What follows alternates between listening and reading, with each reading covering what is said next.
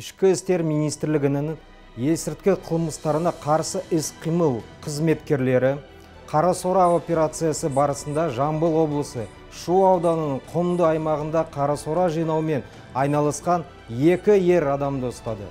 Күдіктілерден 500 килограмға жуық кептірілген каннабис бұталары мен 9 килограмм кептірілген марихуана тәркіленді.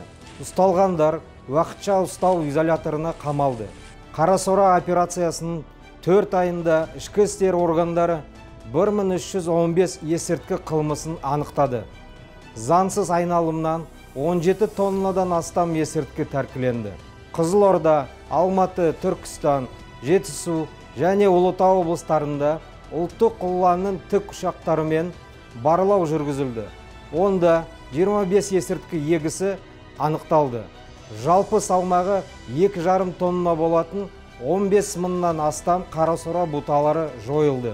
11 күдікті ұсталып, қамауға алынды. Полиция азаматтарды күдікті әрекеттер туралы хабарлауға шақырады.